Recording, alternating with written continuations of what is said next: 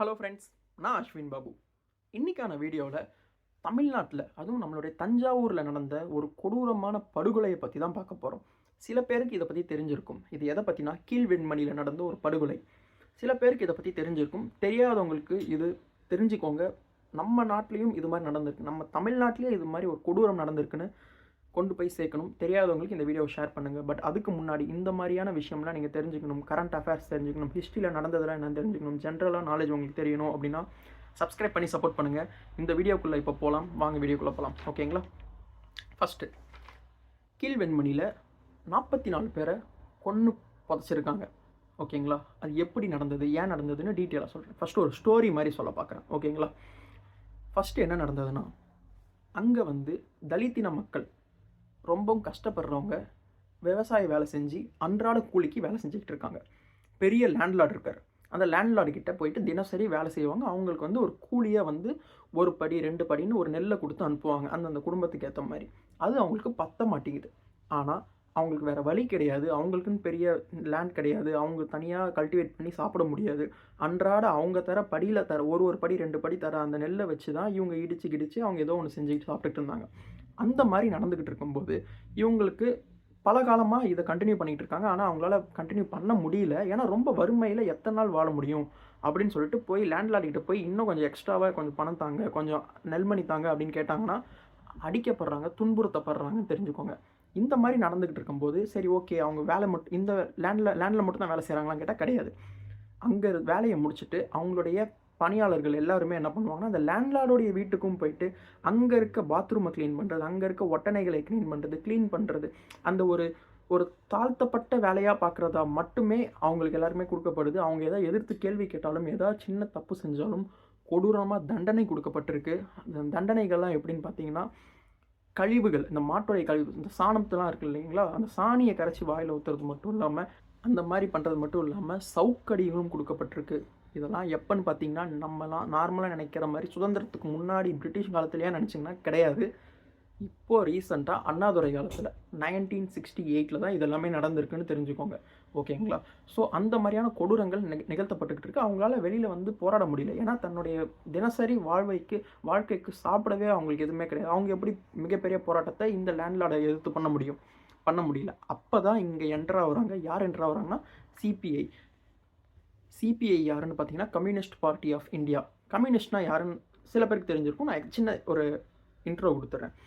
இந்த கம்யூனிஸ்ட் கொள்கை சிபிஐலாம் யாருன்னு பார்த்தீங்கன்னா, மார்க்சிசம் இருக்கு இல்லைங்களா, அதை ஃபாலோ பண்ணி தன்னுடைய ஐடியாலஜியாக வச்சு பண்ணிக்கிட்டு இருக்க மிகப்பெரிய ஒரு ஒரு ஆர்கனைசேஷன் தான் சிபிஐ. அவங்க ஒரு மிகப்பெரிய பார்ட்டி, இந்தியா முழுக்கமே இருக்காங்க. ஆனால் இவங்களுடைய வேலையே என்னென்னா, மிகப்பெரிய பணக்காரங்களுக்கு எதிர்த்து குரல் கொடுக்குற ஏழைகளுக்கு இவங்க சப்போர்ட் பண்ணுறது மட்டும்தான் இவங்களுடைய வாழ்க்கையாகவே இருந்திருக்கு. இவங்களுடைய வாழ்க்கையே பார்த்திங்கன்னா, கஷ்டப்படுறவங்களுக்கு சப்போர்ட் பண்ணுவாங்க.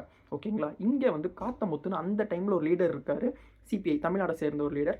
அவர் இந்த மாதிரி நடக்கிறது தெரிஞ்சுக்கிட்டு இவர் என்ன பண்ணுறாருனா, அங்கே இருக்க மக்களுக்கு சப்போர்ட் பண்ணுறாரு. ஓகேங்களா? சப்போர்ட் பண்ணி நீங்கள் போய் கேளுங்க. இவங்களுடைய ஐடியாலஜியே மோஸ்ட்லி பார்த்திங்கன்னா, ஈக்குவல் ரைட்ஸ் இருக்கணும், ப்ராப்பரான சேலரி கொடுக்கணும், அவங்களோட வேஜஸ் ப்ராப்பராக இருக்கணும், தன்னுடைய கூலிக்கு ஏற்ற வேலை தான் இருக்கணும், வேலைக்கு ஏற்ற கூலி தான் இருக்கணுன்றது தெளிவாக புரிய வச்சு அங்கே இருக்க மக்களை சப்போர்ட் பண்ணி நீங்கள் போய் கேளுங்க. உங்களுக்கு வேண்டியதை நீங்கள் கேட்டால் தான் கிடைக்கும், கேட்கலன்னா கண்டிப்பாக கிடைக்காதுன்னு சொல்லிட்டு இவங்க ரொம்பவே சப்போர்ட் பண்ணுறாங்க. நீங்கள் என்ன வேணால் பண்ணுங்கள், இதுக்கு பின்னாடி சிபிஐயும் போராடும் அப்படின்னு சொல்கிறாங்க. ஓகேங்களா? இதை கேட்டு நம்பி போராட்டத்துக்கு இறங்கின மக்கள் எல்லாருமே போய் கேட்டாங்க. அவங்களால புறக்கணிக்கப்படுறாங்க லேண்ட்லார்டால். ஓகேங்களா? ஸோ அந்த டைமில் தான் என்ன வருதுன்னா, ஒரு ஹார்வெஸ்டிங் சீசன் வருது. நல்லாவே விளைச்சல் வந்திருக்கு. ஹார்வெஸ்டிங்க்கு முன்னாடி இவங்க எல்லாருமே போராட ஆரம்பிக்கும் போது இவரால் கண்ட்ரோல் பண்ண முடியல. யாரால்? லேண்ட்லார்டால். ஏன்னா எல்லாரும் ஒன்று சேர்ந்துட்டாங்க. ஸோ இந்த பக்கம் பார்த்திங்கன்னா ஒன்று சேர்ந்து போராடுற ஒரு மக்கள் இருக்காங்க. இந்த சைடு பார்த்திங்கன்னா லேண்ட்லார்டு தனியாக எதுவும் பண்ண முடியாதுன்னு சொல்லிட்டு இவர் என்ன பண்ணுறாருன்னா, இவர் முக்கியமாக ஒரு அசோசியேஷன் ஃபார்ம் பண்ணுறாரு. இந்த மாதிரி பேடி ப்ரொடக்ஷன் அசோசியேஷன் சொல்லிட்டு இந்த பெரிய பெரிய தலைகள், பெரிய பெரிய ஆதிக்க சக்தியெல்லாம் ஒன்று சேர்த்து இவர் என்ன பண்ணுறாருன்னா, அந்த போராட்டத்துக்கு எதிராக இவரும் எதுவுமே பண்ண முடியாதுன்ற அளவுக்கு நிற்கிறார். இந்த மாதிரி ஒரு சின்ன சின்ன கான்ஃப்ளிக்ட் மக்களுக்கும் இந்த லேண்ட்லார்டுக்கும் போய்கிட்டு இருக்கும்போது அங்கே இருக்க ஒரு டீ ஷாப் ஓனர் கடத்தப்படுறாரு. அங்கே இருக்க ஒரு ட்ராஜடியில் இந்த மாதிரி பிரச்சனையில் கடத்தப்படுறாரு. இது இந்த லேண்ட்லார்டுக்கு ஒரு ட்ரிகர் ஆகுது. லேண்ட்லார்டுடைய கம்யூனிட்டியை சேர்ந்தவங்க தான் இவங்க. அந்த லேண்ட்லார்ட்லாம் யாருன்னு பார்த்தீங்கன்னா, அவரோட பேர் பார்த்தீங்கன்னா, இவரோட பேர் கோபாலகிருஷ்ண நாயுடு. இவர் பார்த்தீங்கன்னா அந்த லேண்ட்லார்டாக இருக்கார். ஸோ அவருடைய இதை சேர்ந்தவர் தான் இந்த டீ ஷாப்போடைய ஓனர். இவர் வந்து கடத்தப்படுறாரு. எதனால் கடத்தப்படுறாரு, ஏன் கடத்தப்படுறாருன்னு தெரியல. ஆனால் லேண்ட்லார்டு வந்து ஒரு ட்ரிகர் பாயிண்ட்டுக்கு வராங்க. என்ன நடக்குதுன்னு பார்த்தீங்கன்னா, கொடூரமான சம்பவம் அப்போ தான் நடக்குது. ஸோ இவங்க வந்து அந்த மக்களை வந்து கொன்னே ஆகணும்னு சொல்லிட்டு ஷூட் பண்ண ஆரம்பிக்கிறாங்க. தன்கிட்ட இருக்க துப்பாக்கி வச்சு ஷூட் பண்ண ஆரம்பிக்கிறாங்க. சில பேர் இறக்குறாங்க, சில பேர் பயந்து ஓட ஆரம்பிக்கிறாங்க. ஓகேங்களா, எதுவுமே பண்ண முடியாமல் பயந்து ஓட ஆரம்பிக்கிறாங்க. அப்போ வந்து பயந்து ஓடி போய் ஒரு குடிசை, அங்கங்கே இருக்க குடிசை, ஏன்னா அவங்களும் குடிசை வீட்டில் தானே இருப்பாங்க, அங்கங்கே இருக்க குடிசையில் போய் தங்க ஆரம்பிக்கிறாங்க, ஒளிய ஆரம்பிக்கும் போது லேண்ட்லார்டோடைய சப்போர்ட்டர்ஸ் என்ன பண்ணுறாங்கன்னா, பெட்ரோலை ஊற்றி, மண்ணெண்ணெய், பெட்ரோல் எல்லாத்தையும் ஊற்றி அந்த குடிசையை எரிக்கிறாங்க. கொடூரமாக எரிக்கிறாங்க. உள்ளே வந்து 4-5 குடிசையை எரிக்கிறாங்க. மொத்தமாக வந்து பார்த்திங்கன்னா 44 உயிர் வந்து அந்த குடிசையில் எரிஞ்சு சாம்பலாக்கப்படுது. ரொம்ப ஒரு கொடூரமையான விஷயம். 44 உயிரை வந்து லிட்ரலாக உயிரோட கொளுத்தி சாவடிக்கிறாங்க. அவங்களுக்கு எப்படி மனசு வந்தது? ஸோ ஆனால் அதில் வந்து பார்த்திங்கன்னா 16 பெண்கள் இறந்துருக்காங்க, 23 குழந்தைகள் இறந்துருக்காங்க, 5 ஆண்கள் இறந்துருக்காங்கன்னு தெரிஞ்சுக்கோங்க. வயசானவங்க 5 பேர். மொத்தம் 44 பேர் கொடூரமாக எரிச்சு கொல்லப்பட்டிருக்காங்க. உயிரோட துடிக்க எரிச்சு கொல்லப்பட்டிருக்காங்க. இது வந்து ஒரு கொடூரமான விஷயம். ஓகே, இது அப்படியே வைங்க. கவர்மெண்ட் என்ன பண்ணிக்கிட்டு இருக்கு? கவர்மெண்ட்டில் அப்போ யார் வந்து அப்போ லீட் பண்ணுறா? டிஎம்கே ஆட்சி அப்போ நடந்துகிட்ருக்கு. அண்ணாதுரையுடைய ஆட்சி நடந்துக்கிட்டு இருக்கு. சரி, ஓகே. கம்யூனிஸ்ட் என்ன பண்ணுறாங்க? கம்யூனிஸ்ட் அப்போ அலைன்ஸில் இருக்காங்க. கம்யூனிஸ்ட்டும் டிஎம்கேவும் அலைன்ஸில் இருந்து அப்போ கம்யூனிஸ்டால் எதுவும் பண்ண முடியல. கம்யூனிஸ்ட் தான் அந்த போராட்டத்தையே முன்னெடுக்கிறாங்க. ஓகேங்களா, ஆனால் கவர்மெண்ட் தன்னுடைய ஆதரவு கிடச்சி கவர்மெண்ட்டுக்கு வந்து உக்காந்த டிஎம்கேவால் அந்த பிரச்சனையை சால்வ் பண்ண முடியல, எதுவுமே பண்ண முடியல. கம்யூனிஸ்ட் போராடி இருந்திருக்காங்க.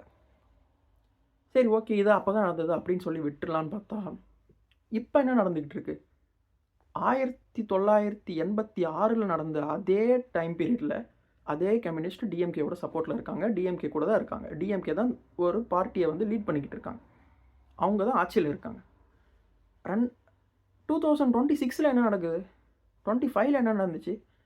சாம்சங் தொழிலாளர்கள் போராடுறாங்க, துப்புரவு பணியாளர்கள் போராடுறாங்க, தூய்மை பணியாளர்கள் போராடுறாங்க, ஆசிரியர்கள் போராடுறாங்க, கவர்மெண்ட்டில் வேலை செய்கிற எல்லாருமே போராடுறாங்க.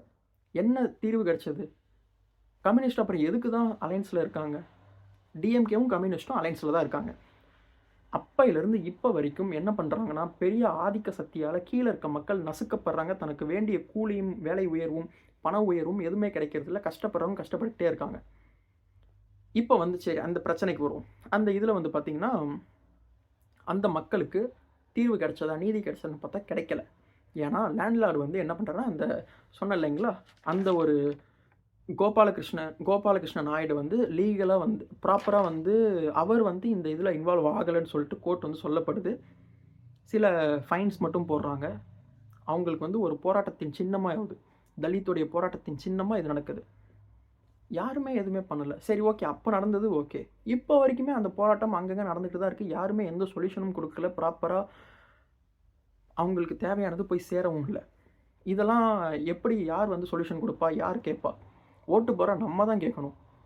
ஓட்டு போகிற நம்மனா பார்த்து ஓட்டு போட்டு அந்த நாளோட விட்டுறதும் கிடையாது. 5 வருஷத்துக்கு ஒரு வாட்டி ஓட்டு போகிறோன்னா நம்ம கொஸ்டின் பண்ணணும். நம்மளுடைய பிரச்சனைகளை நம்ம தான் வெளிப்படுத்தி கேட்கணும். நம்மளால் போய் டேரெக்டாக போயிட்டு, ஃபார் எக்ஸாம்பிள் இப்போ ஸ்டாலின் சார் இருக்காருன்னா, ஸ்டாலின் சார் அப்படின்னு சொல்லி போய் கேட்க முடியுமா? முடியாது. அடுத்த பார்ட்டி இப்போ நம்மளுடைய கவுன்சிலர், ஏரியா கவுன்சிலர் இருப்பாங்க, அவங்கள்ட்ட வைக்கணும். அவங்கள்ட்ட நம்ம ப்ரெஷர் பண்ண அவங்க வந்து ஒரு ஸ்டெப்பாக அந்த ஹைராக்கி கொஞ்சம் கொஞ்சமாக மேலே போய் அவங்கள்ட்ட போய் கேட்பாங்க. ஸோ இப்படி தான் நம்மளோட கொஸ்டின்ஸை நம்ம வச்சு ஆகணும். நமக்கு தேவையை நம்ம சொல்லி தான் ஆகணும். இல்லைனா கடைசி வரைக்கும் 2026 மட்டும் இல்லை, இன்னும் 3000 ஒரு 35லையும் போனாலும், 26 மட்டும் இல்லை, 35, 36, 46 போனாலும் இதே பிரச்சனை நடந்துக்கிட்டு தான் இருக்கும். இது கண்டினியூ ஆகிக்கிட்டே தான் இருக்கும். கஷ்டப்படுறவங்க கஷ்டப்பட்டுக்கிட்டே தான் இருப்பாங்க. அந்த மக்கள் சம்பாதிக்கிறவங்க சம்பாதிச்சுக்கிட்டே தான் இருப்பாங்க. ஸோ இந்த வீடியோவில் நான் தெரியாதவங்களுக்கு தெரியப்படுத்தணும்னு நினச்சது, இந்த மாதிரி போராட்டம் நம்ம தமிழ்நாட்டிலையும் நடந்திருக்குன்றதை தெரிஞ்சுக்கோங்க. இந்த மாதிரி கொடூரங்கள் இன்னமும் நடந்துக்கிட்டு இருக்குது. அதை பற்றிலாம் கண்டிப்பாக பேசுவோம். இதுக்கான வாய்ஸ் அவுட் நம்ம எல்லாருமே பண்ணியாகணும். தெரியாதவங்களுக்கு ஷேர் பண்ணுங்கள். இந்த மாதிரி நடந்திருக்குன்னு தஞ்சாவூர் மக்களுக்கும் தெரியப்படுத்துங்க. சில பேர் தஞ்சாவூரில் இருக்கவங்களுக்கே சில பேருக்கு தெரியாது. என் ஃப்ரெண்டே கேட்டேன் நான், அவனுக்கே தெரில, ஏதோ கேள்விப்பட்டேன்டான்ற மாதிரி சொல்கிறான். ஸோ இந்த மாதிரி தான் நடந்திருக்கு. இது எல்லாருக்கும் ஷேர் பண்ணுங்கள். இந்த மாதிரியான வீடியோஸ் நீங்கள் ரெகுலராக பார்க்கணும். நடந்தது, மறைக்கப்பட்டது, மூடப்பட்டதெல்லாம் தெரிஞ்சுக்கணும் அப்படின்னா சப்ஸ்கிரைப் பண்ணி சப்போர்ட் பண்ணுங்கள். டெய்லி ஒரு வீடியோ போஸ்ட் பண்ணுவேன். அடுத்த வீடியோவில் பார்ப்போம். தேங்க்யூ. பாய்.